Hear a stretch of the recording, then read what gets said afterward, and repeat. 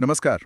आज की इस चर्चा में हम एक बहुत ही आम लेकिन मुश्किल स्थिति पर बात कर रहे हैं। जी, कि जब एक दिन बहुत बुरा गुजर जाए तो उसके बोझ को उतार कर नई शुरुआत कैसे करें। हाँ, बिल्कुल। हमारे पास बुरे दिन को फिर से कैसे शुरू करें, इस विषय पर लिखे एक लेख के कुछ दिलचस्प अंश हैं। अच्छा। तो सोचिए, जैसे ऑफिस में दिन एकदम खराब गया। हम्म। मान लीजिए कॉफी गिर गई कपड़ों पर, हम्म। फिर प्रेजेंटेशन में कुछ गड़बड़ हो गई, ओहो। और सबसे बढ़कर बॉस ने कह दिया कि सुबह आकर मिलो। बस हो गया दिन खराब। है ना? ऐसी शामें फिर बहुत भारी लगती हैं। लगता है जैसे पूरे हफ्ते पर इसका असर आएगा। सही बात है, वो मूड खराब हो जाता है एकदम। तो इस लेख में ना एलायस नाम के एक व्यक्ति की कहानी है, ओके। और वो इस तरह के दिन के बाद रीसेट बटन दबाने में काफी माहिर बताया गया है। रीसेट बटन, ये इंटरेस्टिंग है। हाँ, तो चलिए उनकी कहानी से निकले 5 तरीकों को समझते हैं। पहला कदम है एक तरह का मुझे लगता है आप मानसिक डिटॉक्स की बात कर रहे हैं जो स्रोत में बताया गया है। हाँ हाँ, वही मानसिक डिटॉक्स। इसका मतलब है कि जानबूझकर उस पल की जो भारी नेगेटिव भावनाएं हैं उनसे थोड़ा सा पीछे हटना। पीछे हटना मतलब उन्हें इग्नोर करना? नहीं, इग्नोर करना नहीं।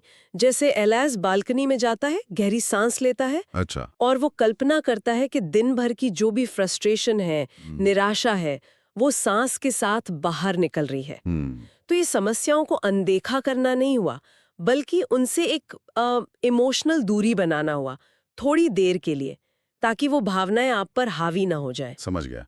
मतलब बस थोड़ी देर के लिए पॉज लेना, और शायद इससे बाद में प्रॉब्लम को ज्यादा साफ तरीके से देखने में भी मदद मिलती होगी। बिल्कुल, क्लैरिटी आती है थोड़ी। तो मन थोड़ा शांत हुआ फिर।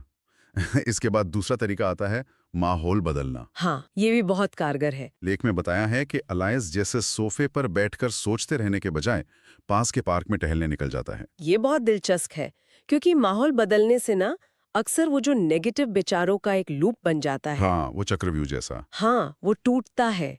बाहर की आवाजें, अलग नज़ारे, लोग, ये सब ध्यान भटकाते हैं और दिमाग को एक नई दिशा, एक ताजगी सी मिलती है।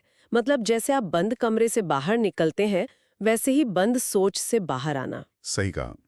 अच्छा, और फिर तीसरा तरीका, उसे रिचार्ज रिचुअल कहा गया है। रिचार्ज रिचुअल मतलब? मतलब कुछ ऐसा करना जिससे आपको शांति मिले या आपकी क्रिएटिविटी थोड़ी जागे। अच्छा, जैसे? जैसे अलायस कैमोमाइल चाय बनाता है, या कोई हल्का संगीत सुनता है, या फिर स्केचिंग करने लगता है। स्केचिंग? हाँ चाहे वो आर्टिस्ट न भी हो। हाँ, बिल्कुल। जरूरी नहीं कि आप उसमें माहिर हों। ये बढ़िया है, क्योंकि इसका मतलब सिर्फ मन बहलाना नहीं है। तो फिर क्या है? इसका मतलब है कि आप दिमाग के उस हिस्से को एक्टिव कर रहे हैं जो स्ट्रेस में नहीं है। अच्छा। कुछ बनाना, चाहे वो एक बहुत सिंपल सा स्केच ही क्यों ना हो, या किसी शांत काम में खो जाना, ये दिन की जो नाकामयाबी का एहसास है उसे कम करता है। हाँ। और एक छोटी सी ही सही पर एक सेंस ऑफ अकम्प्लिशमेंट, एक उपलब्धि की भावना देता है ना? बिल्कुल। ये याद दिलाता है कि हम सिर्फ अपनी गलतियों का जोड़ नहीं है। एग्जैक्टली। लेकिन कई बार बुरे दिन में ना बहुत अकेलापन सा महसूस होता है। हाँ, होता है। उससे कैसे निपटें? यहीं पर चौथा तरीका आता है, और मुझे लगता है ये शायद सबसे असरदार है। जुड़ाव।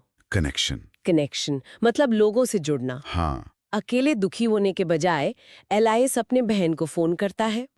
और इंटरेस्टिंग बात यह है कि वो फोन पर दिन की शिकायतें नहीं करता। अच्छा। तो फिर? बल्कि कोई पुरानी मजेदार बात याद करता है, या कोई हल्का फुल्का किस्सा शेयर करता है। अपने प्रियजनों से जुड़ने पर, खासकर जब बातचीत पॉजिटिव हो, तो ये एहसास गहरा होता है कि हमारी पहचान सिर्फ हमारे काम या उस एक बुरे दिन से कहीं ज्यादा है। हाँ, ये बात तो है। ये हमें अपने रिश्तों की, अपने सपोर्ट सिस्टम की अहमियत याद दिलाता है, वो लोग जो मुश्किल समय में हमें संभालते हैं। बिल्कुल। और शायद इसी अपनेपन से, इसी जुड़ाव से आगे देखने का हौसला भी मिलता है। हाँ, बिल्कुल। और यहीं पांचवा और आखिरी तरीका आता है, अगले दिन की तैयारी। ये कैसे मदद करता है? मतलब वो तो फ्यूचर की बात हो गई। हाँ, लेकिन जैसे एलायस को बॉस से सुबह मिलना था, तो वो उस चिंता में डूबे रहने के बजाय थोड़ा समय निकालकर इस मीटिंग के लिए कुछ मेन पॉइंट्स लिख लेता है, कुछ पॉसिबल सोल्यूशन सोचता है, अपने सवाल तैयार करता है। अच्छा, मतलब प्रोएक्टिव हो जाता है। हाँ, ये तो बहुत जरूरी है। ये एक तरह से भविष्य पर अपना कंट्रोल वापस पाने जैसा है। सही। ये उस बुरे दिन को दोबारा जीना नहीं है, बल्कि आगे जो चुनौती आने वाली है उसके लिए खुद को तैयार करना है। जब हम वो जो एक अनजानी सी चिंता होती है ना, उसको ठोस कदमों में बदल देते हैं, जैसे नोट्स बनाना, तो सिचुएशन को संभालने का कॉन्फिडेंस अपने आप बढ़ जाता है। डर कम लगता है, तैयारी ज्यादा महसूस होती है। बिल्कुल। तो कुल मिला के हमने देखा कि एलायस ने कैसे एक खराब दिन की नेगेटिविटी को अपने ऊपर हावी नहीं होने दिया। उसने भावनाओं को महसूस किया, ऐसा नहीं कि दबा दिया, लेकिन फिर जानबूझकर एक्टिवली उनका असर कम किया। बिल्कुल। जैसा कि वो कहता भी है कि बुरा दिन गाड़ी के फ्लैट टायर जैसा है। हाँ। आप टायर बदलते हैं, पूरी कार नहीं छोड़ देते। वाह क्या बात कही है, बिल्कुल सही। एकदम। और ये सारे तरीके यही दिखाते हैं कि रीसेट करना या नई शुरुआत करना ये एक सचेत चुनाव है, एक कॉन्शियस चॉइस है। दिन में जो हो गया उसे तो हम बदल नहीं सकते। सही बात है। लेकिन उस पर हमारी प्रतिक्रिया क्या होगी, हमारा रिएक्शन क्या होगा, उसे जरूर कंट्रोल कर सकते हैं। बिल्कुल।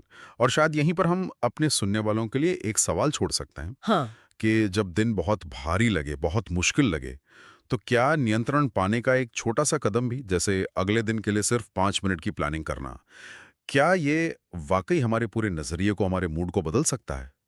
सोचने वाली बात है, शायद कोशिश करके ही पता चलेगा।